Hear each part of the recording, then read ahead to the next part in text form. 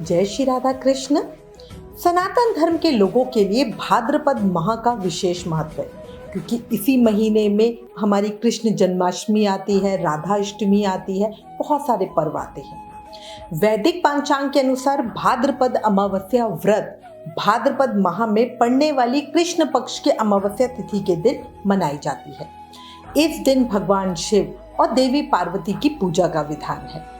पितृदोष से मुक्ति के लिए उपाय करना भी बहुत लाभकारी होता है, क्योंकि तुरंत फल देता है।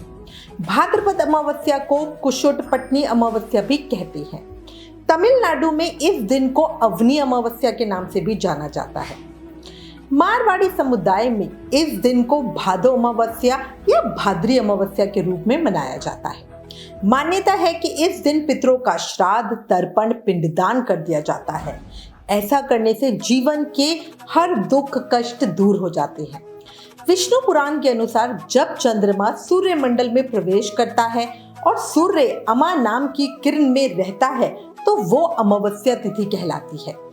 इस तिथि में पितृ अमृत पान करके 1 महीने तक संतुष्ट रहते हैं।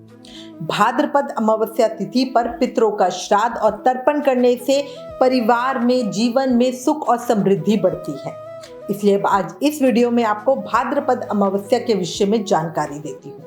इस साल 2024 में कब मनाई जाएगी, पूजा का शुभ मुहूर्त और योग क्या बन रहे हैं, इस साल की अमावस्या विशेष, फलकाली और दुर्लभ संयोगों वाली क्यों है, इस अमावस्या पर क्या करें, कैसे पूजा करें और अमावस्या के उपाय भी जानेंगे। बहुत सारी जानकारी एक ही वीडियो में मिलेगी, इसलिए प्लीज वीडियो लास्ट तक जरूर देखना। अगर आप हमसे कोई प्रश्न पूछना चाहते हैं तो हमें टेलीग्राम पे मैसेज करें, और अगर आने वाले व्रत त्योहारों का रिमाइंडर, डेली का पंचांग और राशिफल अपने फोन पर पाना चाहते हो तो व्रत लिखकर 9821025751 पर व्हाट्सएप मैसेज करें। वीडियो पसंद आए तो लाइक और शेयर जरूर करना। चैनल पर नए हो तो जल्दी से चैनल सब्सक्राइब कर दो। अब चर्चा शुरू करते हैं।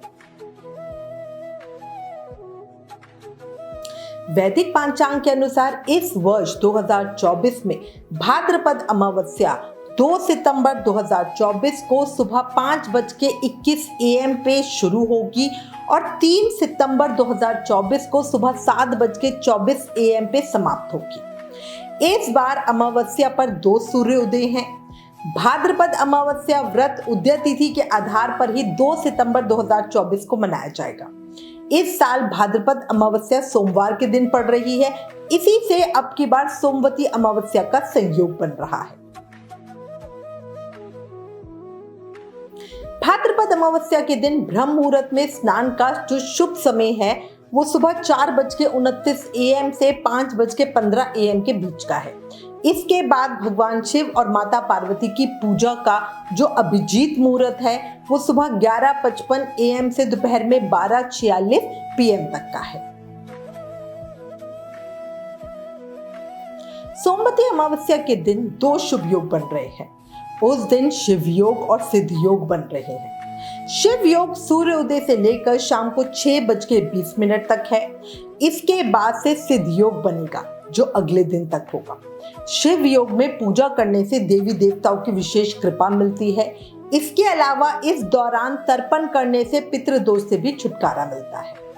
अच्छा, उस दिन मघा नक्षत्र सूर्योदय से लेकर देर रात 12:20 तक है और इसके बाद पूर्व फाल्गुनी नक्षत्र है।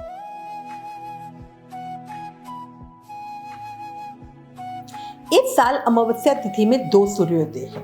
इसी से कई जगहों पर 2 सितंबर को और कई जगहों पर 3 सितंबर को अमावस्या मनाई जा रही है। अमावस्या 2 सितंबर 2024 दिन सोमवार को मनाना ज्यादा उत्तम रहेगा। देव कार्य, पितृ कार्य, तर्पण आदि सभी कार्य 2 अगस्त को करें। सोमवती अमावस्या के अवसर पर ब्रह्म मुहूर्त में पवित्र नदी में स्नान और तर्पण करने से पितरों का आशीर्वाद मिलता है। इस दिन विवाहित महिलाएं अपने पति की लंबी उम्र के लिए व्रत रखती हैं। ये बच्चों के जीवन में खुशियां लाता है। इस बार सोमवती अमावस्या के साथ ही भाद्रपद मास की अमावस्या, जिसे कुशोत्पटनी अमावस्या कहा जाता है, वो भी है। कुशोत्पटनी अमावस्या को कुशाग्रहणी अमावस्या के नाम से भी जाना जाता है।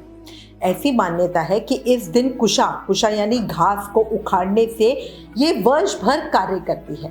तथा पूजा पाठ, कर्मकांड, सभी शुभ कार्यों में आचमन में या जाप आदि करने के लिए कुशा इसी अमावस्या के दिन उखाड़ कर लाई जाती है। हिंदू धर्म में कुशा के बिना किसी भी पूजा को सफल नहीं माना जाता। कुशा बहुत अधिक पवित्र होने के कारण इसको पवित्री भी कहा जाता है। शास्त्रों में ऐसा कहा गया है कि यदि भाद्रपद अमावस्या में सोमवती अमावस्या पड़े तो उस कुशा का, उस दिन जो कुशा तोड़ी जाती है, उसका उपयोग 12 सालों तक किया जा सकता है और इस बार सोमवती अमावस्या का ही संयोग है। तो समझ लो कितना दुर्लभ और विशेष योग बन रहा है।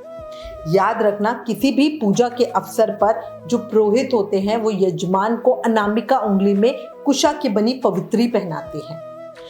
कुशा ग्रहणी अमावस्या के दिन प्रत्येक व्यक्ति को जितनी मात्रा हो सके उतनी मात्रा में कुशा ग्रहण जरूर करनी चाहिए। इस दिन स्नान आदि के बाद उचित स्थान पर जाकर पूर्व या उत्तर दिशा की ओर मुंह करके दाहिने हाथ से कुशा तोड़नी चाहिए। अच्छा, यहाँ पर मैं आपकी जानकारी के लिए एक बात और बता दूं, राधा रमन जी मंदिर वृंदावन में 3 सितंबर को अमावस्या का पालन होगा। वहीं गौरिया मठ, महाकाल, उज्जैन, दिल्ली के कालका जी मंदिर में 2 सितंबर को ही अमावस्या तिथि मनाई जाएगी। सोमवती अमावस्या के दिन पवित्र नदी में स्नान करना चाहिए और सूर्य देव को अर्घ्य देना चाहिए।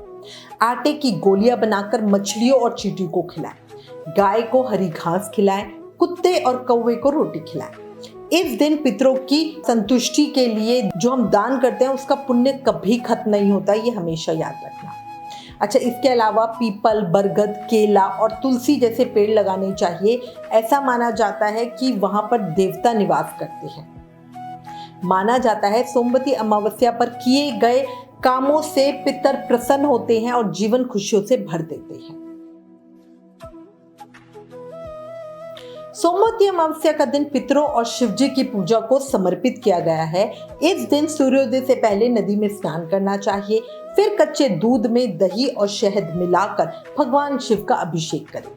चौमुखी घी का दीपक जलाकर शिव चालीसा का पाठ करें।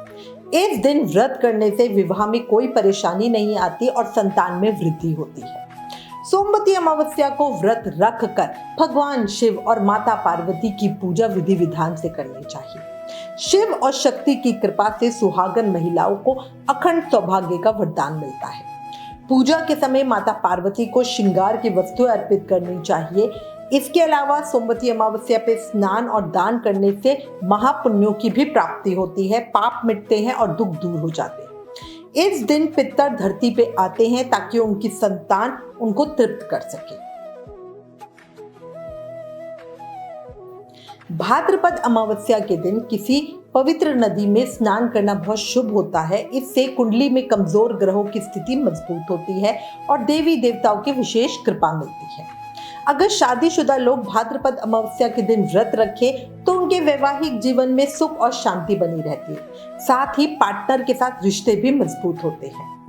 भाद्रपद अमावस्या के दिन पितरों को प्रसन्न करने के लिए तर्पण करना बहुत शुभ माना जाता है। इस दिन किसी पवित्र नदी में स्नान करने के तुरंत बाद ही शिव योग में तर्पण करें और पितरों को सफेद फूल, कुशा और काले तिल अर्पित करें। अच्छा, इसके अलावा अमावस्या पर काले तिल का दान करना भी बहुत शुभ माना गया है। इस दिन महादेव और भगवान विष्णु की पूजा करने के बाद काले तिल का दान जरूर करें। मान्यता है इससे साधक को पितृदोष से मुक्ति मिलती है। साथ ही साधक की जो कुंडली के बुरे ग्रह होते हैं उनका असर भी खत्म हो जाता है, उस असर से भी उन्हें मुक्ति मिल जाती है। अच्छा, इसके अलावा सोमवार का दिन पड़ने की वजह से इस दिन भगवान शिव की विशेष पूजा अर्चना तो करनी ही करनी है। इस दिन श्रद्धा अनुसार चावल, सफ़ेद कपड़े, सफ़ेद फूल, शक्कर और नारियल समेत जो पूजा की चीज़ें हैं उनका दान करें। ऐसा करने से शिवजी जी की कृपा सहज ही मिल जाती है।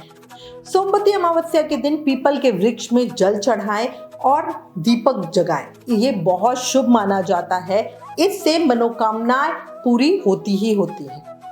अगर आप सोमवती अमावस्या के दिन यहाँ मैंने जो बातें आपको बताई हैं उनका आप पालन करते हो और विधि विधान के साथ शुभ मुहूर्त में पूजा करते हो, स्नान और दान करते हो, तो आपके जीवन में हमेशा खुशहाली बनी रहेगी, याद रखना।